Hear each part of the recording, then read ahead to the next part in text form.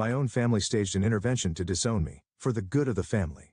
Too bad they didn't know about the secret business I owned. The text message from my mother was crystal clear. Family meeting 7 p.m. non-negotiable. I stood at my parents' front door, my hand hovering over the brass knocker, knowing whatever waited inside wouldn't be good. The perfectly manicured lawn and gleaming Mercedes in the driveway scream success, the kind my family worshipped and I'd apparently failed to achieve. I am Melanie, the black sheep of the Gonzalez family. While my siblings collected degrees and accolades like trading cards, I chose a different path, one that involved creating things with my hands and building something uniquely mine. The door swung open before I could knock. "You're late," my mother said, her lips pressed into a thin line. "Everyone's waiting." I checked my watch. PM? In my family, anything less than 10 minutes early was considered late. The living room fell silent as I entered. My sister Wendy sat primly on the edge of the leather sofa, her lawyer's briefcase by her feet. Louisa, fresh from her hospital shift, still wore her scrubs like a badge of honor. Nathan, my younger brother, didn't even look up from his phone. My father stood by the fireplace, hands clasped behind his back like a general preparing for battle. "Sit down, Melanie," he commanded, gesturing to the lone armchair facing everyone else. The setup. Wendy reached into her briefcase and pulled out a document. "We've been discussing the family's future," she said in her courtroom voice, "and we've come to a decision. A necessary one," my mother added, perching beside Louisa, "for the good of the family." The document made its way into my hands. The legal jargon was dense, but certain phrases jumped out. Formal dissolution of familial ties, relinquishment of inheritance rights, termination of family association. "You're disowning me?" The words came out as a whisper. "It's not personal." Nathan finally looked up. "It's business." "Business?" I laughed, the sound harsh in the quiet room. "I'm your daughter, your sister. How is this not personal? Your choices reflect poorly on the family name." My father said, "Your little craft hobby." "My business," I corrected. "Making trinkets in your apartment isn't a business," Louisa scoffed. "It's embarrassing. Do you know how it feels when my colleagues ask what my sister does?" "We've given you every opportunity," my mother continued. "The best schools, connections, resources, and you've thrown it all away to play with glue and glitter." I looked down at the document again, my hands steady despite the earthquake in my chest. Years of subtle jabs, disappointed sighs, and backhanded compliments had prepared me for this moment. They'd never understood me, never tried to. "Where do I sign?" My mother blinked, clearly expecting tears or pleading. "Melanie, if you just reconsider your choices, where do I sign?" Wendy pointed to the bottom of the page. "Initial here and sign here. There's a notary waiting in the study." 10 minutes later, it was done. I was no longer officially part of the Gonzalez family. The weight of their expectations, their judgment, their disapproval, all of it lifted from my shoulders. "I hope you understand," my father said as I headed for the door. "This is for the best." I turned back one last time, taking in their faces, the people who were supposed to love me unconditionally. "You know what's funny? You're so worried about the family name, about success and reputation, but you have no idea what I've actually built. You never bothered to ask." "Melanie," my mother started. "No," I cut her off. "You've made your choice. Now you get to live with it." The door closed behind me with a soft click, far too gentle for the magnitude of what had just happened. My phone buzzed, a notification from my business account. Another major order had come in, pushing my monthly revenue well into 6 figures again. I smiled as I walked to my car, thinking about the stack of orders waiting to be filled, the upcoming collaboration with a major retailer, and the feature article being written about my innovative approach to sustainable crafting. They wanted to cut me off? Fine. They'd learn soon enough what they'd thrown away. Success, after all, is the sweetest revenge. As I drove away from the house I'd grown up in, I didn't feel sadness or anger. Instead, I felt something else entirely. Freedom. The freedom to be exactly who I was without apology or explanation. Family, I realized, isn't about sharing a name or DNA. It's about who believes in you when no one else will. And I had people in my life who did exactly that. They just weren't the ones I was leaving behind. "You did what?" Mara nearly spilled her coffee across my workshop table. 3 days had passed since the disownment, and I'd finally gathered the courage to tell my best friend. "Sign the papers without arguing," I said, carefully applying gold leaf to my latest creation. You should have seen their faces. They expected tears, begging, maybe a dramatic breakdown. "But your inheritance, Mel, the family connections, all of it, just gone?" I set down my tools and looked at her directly. "What inheritance? A share in a car dealership I never wanted. The privilege of being told I'm a disappointment at every family dinner." Ezra burst through the door, his laptop clutched to his chest like a lifeline. My marketing guru and business partner always had perfect timing. "Mel, you need to see this." He spun his laptop around. "Our latest collection just got picked up by Style and Home magazine. They're calling you the artisan revolutionizing sustainable home decor." Mara appeared at the screen. "Holy shit, Mel, these numbers, is that really how much you're making?" "That's just last month." Ezra grinned. "Wait until they see what we've got planned next. The eco-friendly packaging initiative alone is going to..." My phone buzzed another order notification, then another and another. "What's happening?" I asked Ezra. He refreshed his browser. "The article just went live. We're trending on social media. The sustainable living community is going crazy over your recycled material techniques." I walked to the wall of shelves displaying my latest pieces, handcrafted home decor made entirely from reclaimed materials. Each piece told a story. Discarded wood transformed into elegant wall art. Salvaged metal reformed into striking sculptures. Forgotten glass reborn as stunning light fixtures. We need to scale up, Ezra said, already typing furiously. I'm getting inquiries from 3 major retailers. They want exclusive collections. Mara squeezed my shoulder. And your family has no idea. They never bothered to look, I said, picking up a piece I'd finished that morning. A delicate wind chime made from sea glass and driftwood. Too busy being embarrassed by their crafty daughter to notice she built a 6-figure business from scratch. 7 figures actually, Ezra corrected, still typing. After these deals go through, my phone rang. Unknown number. Hello. Is this Melanie Gonzalez? A woman's crisp voice asked. This is Catherine Chen from Business Forward magazine. We're doing a feature on emerging entrepreneurs in the sustainable luxury market. Your name keeps coming up. I caught Ezra's eye. He gave me a thumbs up. I'd love to hear more, I said, keeping my voice steady despite my racing heart.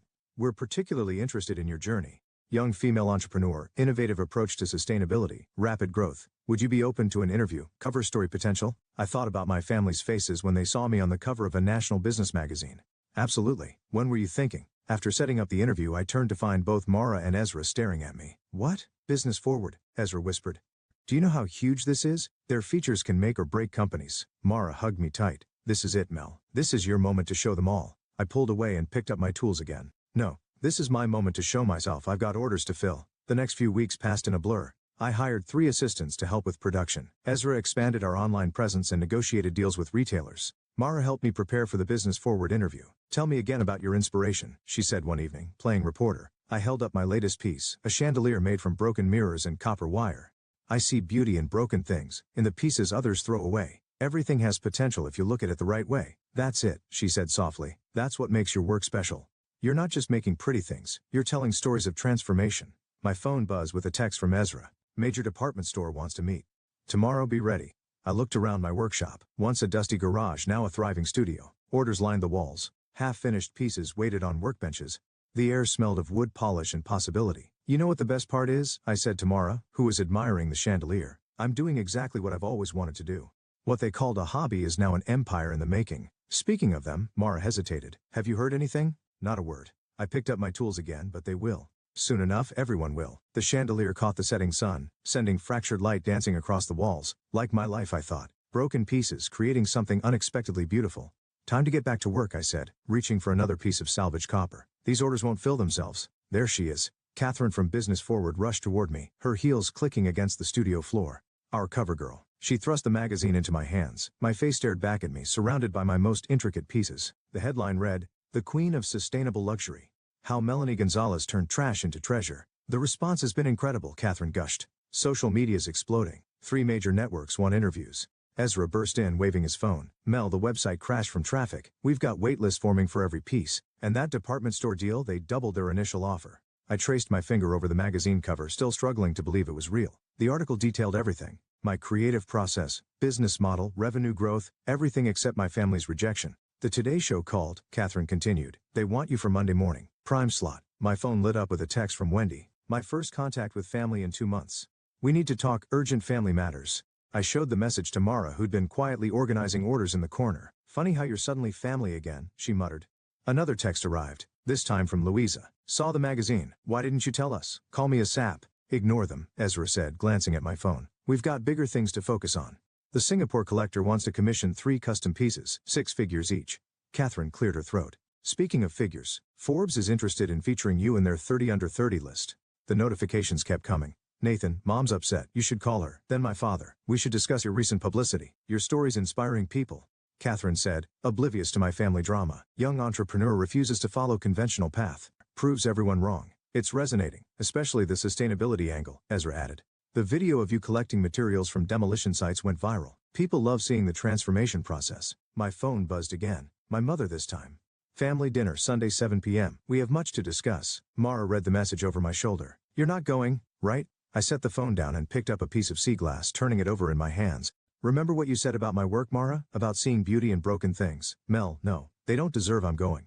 I cut her off, but not for the reasons they think. The rest of the week was a whirlwind. The Today Show interview went viral. Orders flooded in faster than we could handle them. I hired 5 more assistants and leased additional workspace. Look at these numbers, Ezra said during our Friday meeting. We've exceeded our annual projection in just 2 months. The sustainable luxury market can't get enough of your work. The waiting list for custom pieces is 6 months long. One of my assistants added, even with the premium pricing. I nodded, only half listening. Sunday's dinner loomed in my mind. Then my phone lit up with an email that changed everything. Holy shit, I whispered. Ezra looked up. What? The Museum of Modern Art. They want to feature my work in their upcoming exhibition on sustainable art. The studio erupted in cheers. Mara hugged me tight. See, this is what happens when you believe in yourself. When do they want to meet? Ezra asked, already pulling up his calendar.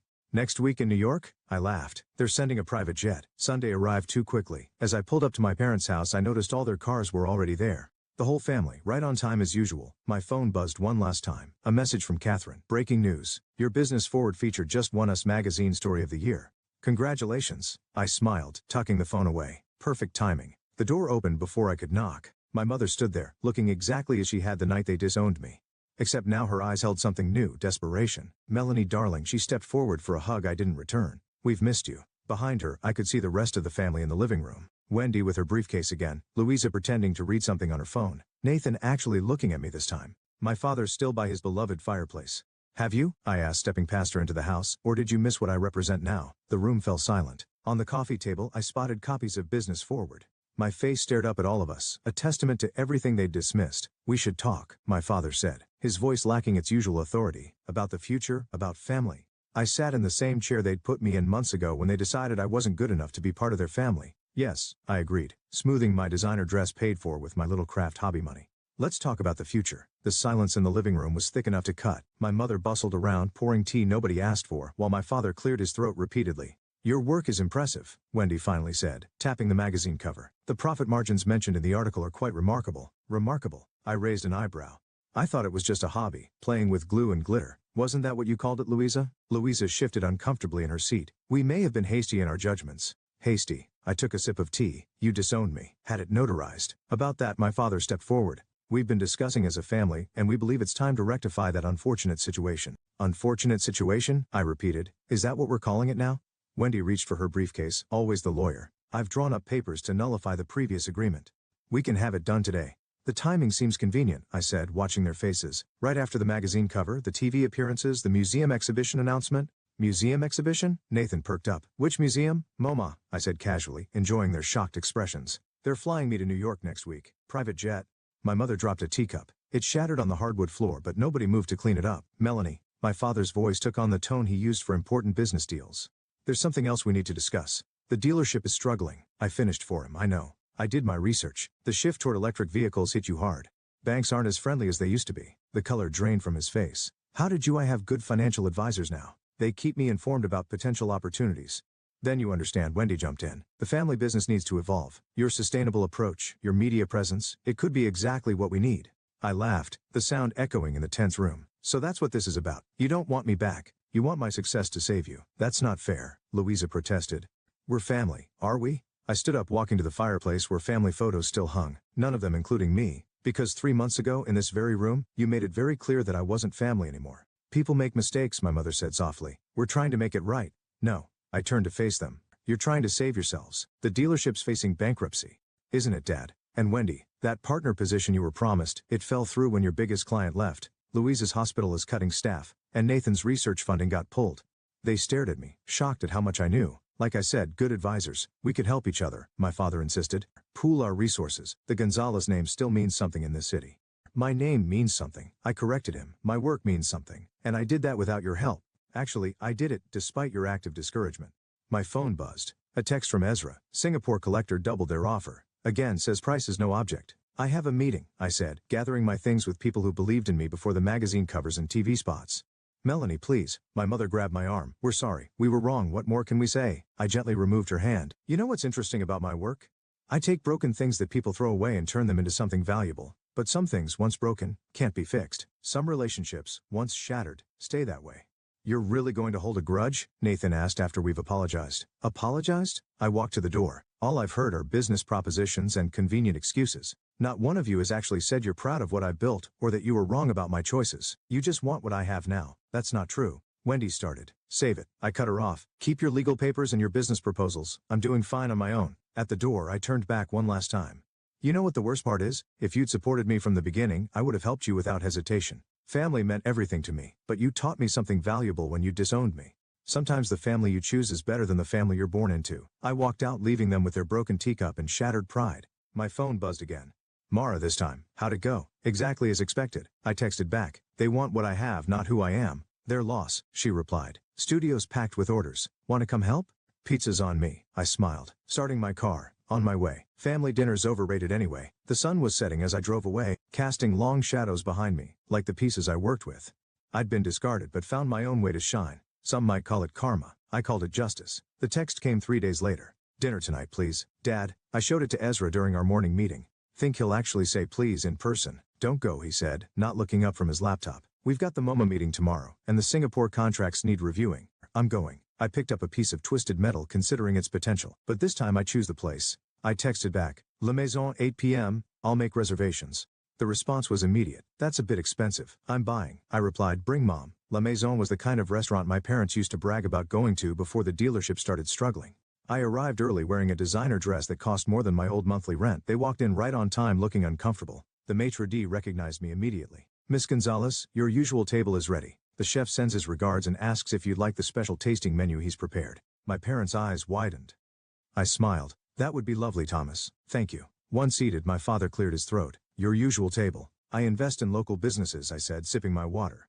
This place included. The chef does amazing things with sustainable ingredients. My mother fidgeted with her napkin. Melanie, about Sunday. Let's order first. I cut her off as the sommelier approached. The 82 Bordeaux, please, the whole bottle. My father's face paled. I knew he recognized the 4-figure wine. Now, I said after our glasses were filled. What's so urgent? They exchanged glances before my father spoke. The bank called in our loans, all of them. We have 30 days to either refinance or sell the dealership.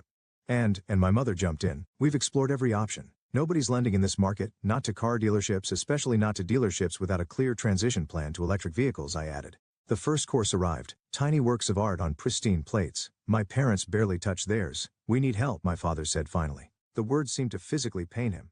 Your help, financial help, I clarified. Not family reconciliation, both, my mother insisted. We were wrong, Melanie, so wrong. Seeing what you've built, what you've become, what I've become, I set down my fork. I'm exactly who I was months ago. The only difference is now I have money and influence. The second course arrived. My father still hadn't touched his first. We're not just asking for money, he said. We want to merge the businesses, your vision, your sustainable approach. It could revolutionize the dealership. Electric vehicles, eco-friendly practices, and save the family name, I finished. That's what this is really about, isn't it? My mother reached for my hand.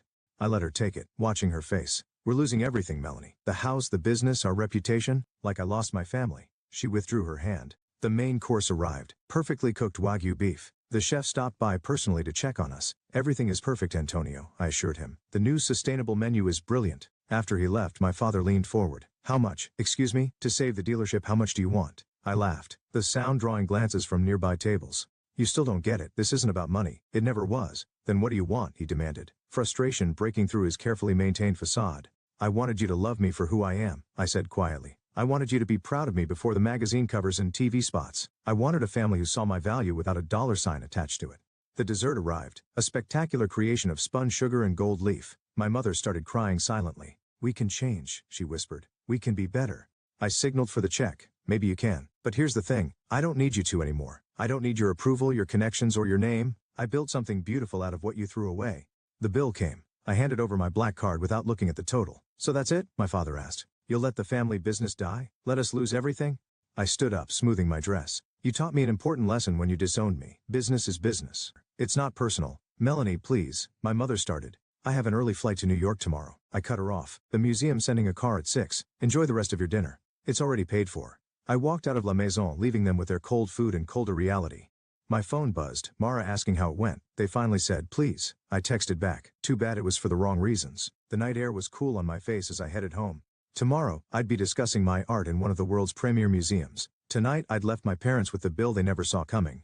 The true cost of throwing away family for the sake of appearances. They offered what? Mara nearly fell off her chair in my New York hotel suite. 20 million, I repeated, still staring at the contract MoMA's lawyers had presented for a permanent installation and consulting role on their sustainable art initiative. Holy shit, Ezra whispered, pacing the room. That's not including the Singapore deals or the retail contracts. My phone buzzed. Wendy again. Dad's meeting with bankruptcy lawyers tomorrow. Please call. I ignored it, focusing on the Manhattan skyline outside my window. The museum's private car would arrive in an hour for the final contract signing. Your family's blowing up my phone too, Mara said. Your sister Louisa came by the studio yesterday. What did she want? To explain their side. Said they're about to lose the house. Nathan's moving back in with them since his research position got cut. Another text from my mother. Please come home. We need to talk as a family. Ezra stopped pacing. You know what's ironic? If they hadn't disowned you, your business wouldn't have grown this fast. You channeled all that hurt into your work. Speaking of work, Mara picked up a piece from my latest collection, a phoenix rising from twisted metal and broken glass. This is different, darker. It's for the museum installation, I said. I'm calling it Family Ties. My phone rang, Dad. I let it go to voicemail. You could save them, Ezra said quietly. 20 million would clear their debts with plenty left over. I could, I agreed. But should I? Mara stood up, walking to the phoenix sculpture. Remember what you told me when you started this about seeing beauty in broken things? This is different, is it? She turned the piece, watching light play through the glass. Maybe this is your chance to transform something broken into something beautiful. My phone buzzed again. A text from Nathan. They're auctioning off Mom's jewelry tomorrow, even her wedding ring. They made their choice, I said, but my voice wavered. Ezra sat down, pulling up something on his laptop. Look at this. I've been running numbers. You could buy the dealership for pennies on the dollar right now. Transform it into an electric vehicle showroom, your sustainable brand, plus their existing infrastructure. It could work, Mara added, but only if you want it to. A knock at the door interrupted us. A courier with a thick envelope. Inside was a letter from my father, handwritten. Melanie, I've written this letter 100 times in my head. Nothing sounds right. Nothing can excuse what we did. You were always the strongest of us, the most genuine. We were too blind to see it. I'm not asking for money. I'm asking for a chance to be the father I should have been, to be the family you deserved. We're losing everything, but that's not why I'm writing.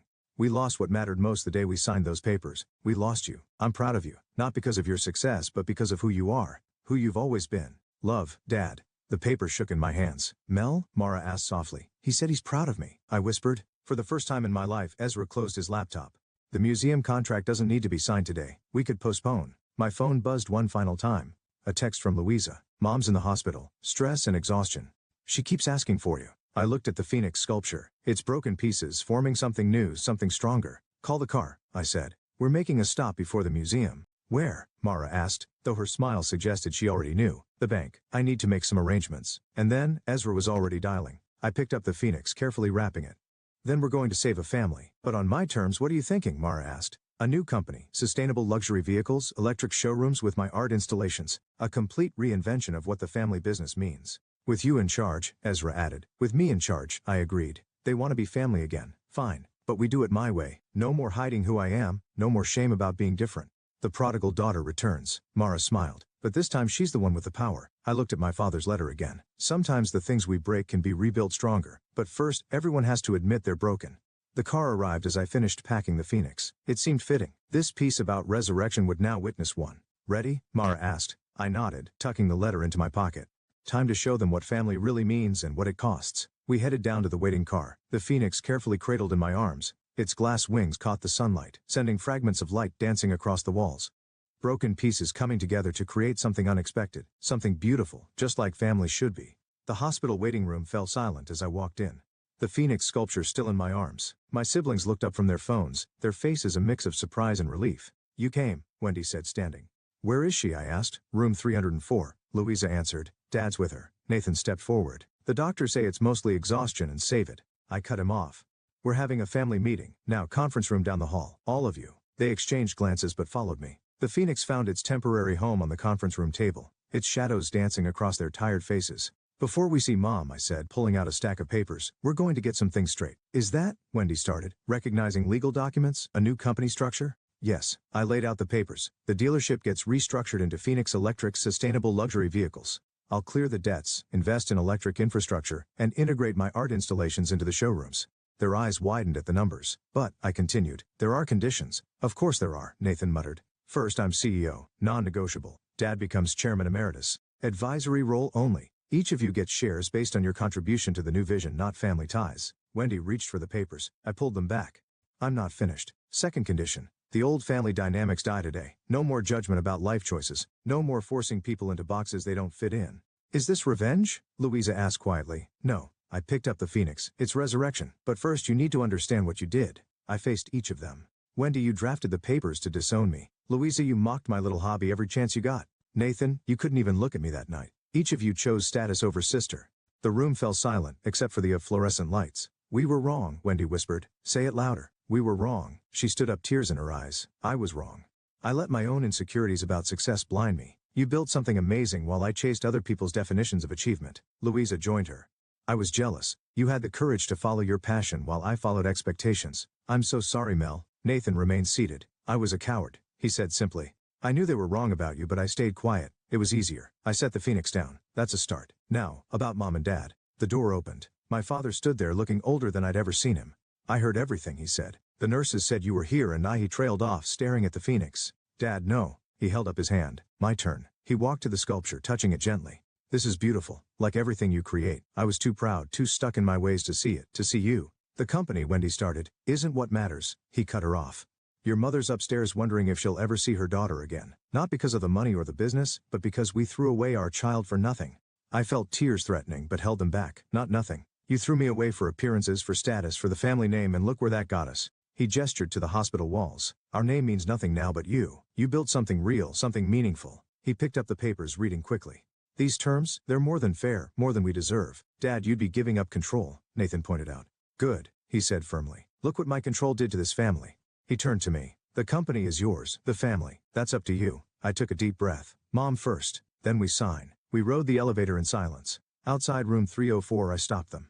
One more thing, I said. That disownment paper, I want it destroyed publicly at the first board meeting of Phoenix Electric. Done, they said in unison. My mother was awake, looking small in the hospital bed. When she saw me, she started crying. My baby, she reached out. I'm so sorry, so sorry. I took her hand, feeling its trembles. I know, Mom, I know. We can't take it back, she said through tears. But can we try again, please? I looked around at my family, broken, humbled, but here. Like the materials I worked with, sometimes the most damaged pieces could be transformed into something stronger. Yes, I said, squeezing her hand. But this time, we do it right, all of us. The Phoenix on the conference room table caught the setting sun, sending ribbons of light through the hospital window. Sometimes I thought resurrection comes at a price, but if everyone's willing to pay it, the result can be beautiful. The Phoenix Electric showroom gleamed under spotlight and camera flashes.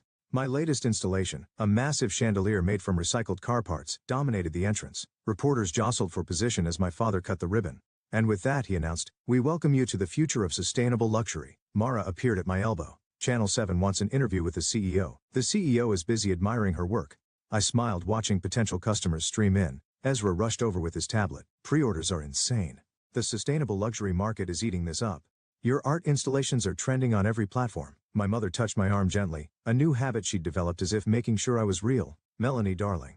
The governor's asking about commissioning a piece for the State House. Tell him to call my assistant. I winked. I'm very exclusive these days. Across the showroom, Wendy was explaining our innovative financing programs to a group of investors. Louisa had taken a part-time position heading our medical transport division. Even Nathan had found his place, leading our research partnership with local universities. Miss Gonzalez, a reporter, pushed forward. How does it feel to revolutionize a traditional family business? Before I could answer, my father stepped in. My daughter didn't just revolutionize the business, he said proudly. She saved it by being exactly who she always was. The reporter's eyebrows shot up. Even after the family drama, our sources say there was quite a rift. I met my father's eyes. Sometimes rifts create space for new foundations. Speaking of foundations, Ezra interrupted. Tablet extended. The Sustainable Arts Foundation called. They want you to head their board. My mother squeezed my hand. Go, she whispered. We can handle things here. I shook my head. Family first, business second. That's our new motto, remember. The showroom continued filling with people, admiring both the vehicles and the art. Each piece told a story of transformation, from the chandelier above to the small Phoenix sculpture still perched on my desk. Mel, Mara called out, your sister's looking for you. Something about the community outreach program? I found Louisa in the conference room surrounded by blueprints. We got approved, she announced. The Youth Art Center can break ground next month. In the old dealership lot? Where else? She smiled. From car sales to creating opportunities, very on brand for the new us. Nathan poked his head in. Mom's getting emotional again. Dad's trying to handle it, but I followed him to find our mother wiping tears surrounded by concerned guests. Mom, I touched her shoulder. You okay? She pulled me into a hug. I just never imagined all of this. You've made something so beautiful inside and out. We made it, I corrected her. Once we stopped breaking things and started fixing them. Wendy joined us, champagne in hand. To fixing things, she raised her glass. And to my sister, who taught us that sometimes the most valuable things are the ones we almost throw away. The evening wound down. As the last guest left, my family gathered under the chandelier. Its shadows danced across our faces, broken pieces creating patterns none of us could have predicted. The disownment papers, my father said suddenly. We never did destroy them publicly. I walked to my office, returning with the document that had changed everything. Actually, I said, I had other plans for these. I handed pieces to each family member. Together we walked to the art installation in the center of the showroom. A massive glass furnace, part of my live demonstration space. The Phoenix rises, I said, opening the furnace door. But first the old has to burn. One by one, we fed the papers into the flames. As they burned, I reached for the glass-blowing tools. Watch, I told them, gathering the molten glass mixed with the paper's ashes. This is how you make beauty from pain.